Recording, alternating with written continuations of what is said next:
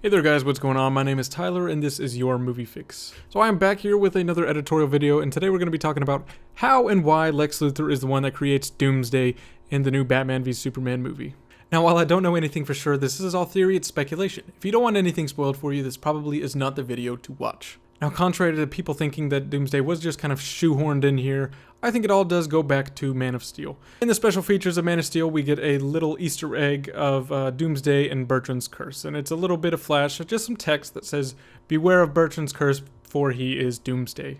And I think this is the key here for how Lex is the one that creates Doomsday. So here's a little theory. Now, I think Lex discovers flaws in the genetic makeup of the Kryptonians. And what this flaw was referred to on Krypton was Bertrands Curse. And in the books, Bertrand is the one responsible for all of the genetic research, the big boom, and the genetic engineering on Krypton, so that could be a little easy way to tie it in. Now, how would Lex know about any of this? Why would he have access to any of this information?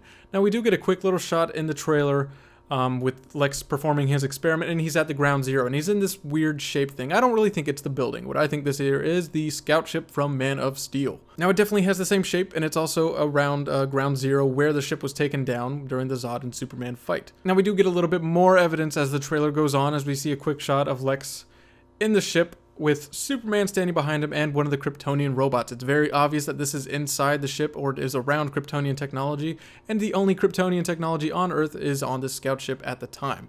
And again, we get quick little glimpses of the Genesis chamber. That's what I think Lex is using here, is the Genesis chamber to create Doomsday, to breed him. I think he is using Zod's body. I don't think that it is a clone. I know the big thing in the comics is that Lex Luthor is always trying to clone Kryptonians, but due to the nature of the genetics, they always turn out wrong. The human is not able to crack the code, and we get these monsters, these creatures, bizarro.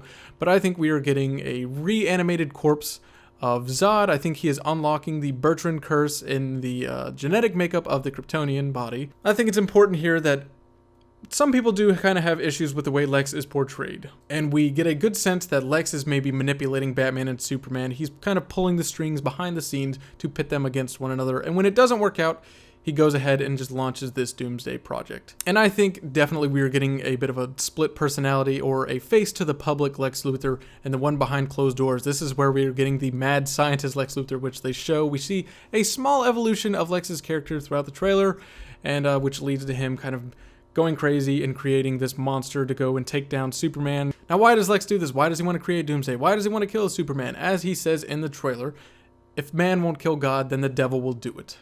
He could be referring to himself, but I think he's referring to Doomsday. I think he has created the devil to take down the god, Superman, because the man, Batman, wouldn't do it. Now, there are people that seem to have a lot of issues with the way Doomsday looks, and if you know anything about Doomsday, the big thing about him is that he evolves, he grows, he can change during battle, and one of the things that people are complaining about is the way he looks, the overall presence, and how we're not getting the bone spurs, the bones coming out of his body that we all know, the things that are classic to Doomsday. And I'm really not too sure that this is going to be too big of a problem. As I said, that is part of that is the nature of Doomsday. That is what he does, is he will evolve during battle. I think we're going to get a bit of a oh shit moment in the trailer, where maybe Superman is hitting him, they knock him back, and we get a shot of, you know, the parts where he was hit, maybe the bone spurs will grow, and we will get the classic looking Doomsday. I don't think Zack Snyder or the marketing team have really given away anything here. Now, we have been misled by trailers plenty of times. We have also been giving spoilers in trailers plenty of times, but that didn't necessarily always make the movies any less enjoyable. And it's important to remember here that maybe only 10% of the general audience that are going to see this movie even know who Doomsday is, or even read comics. I think that is a very important distinction here, that this trailer was made for the general audience and that the Comic-Con trailer was made for the fans.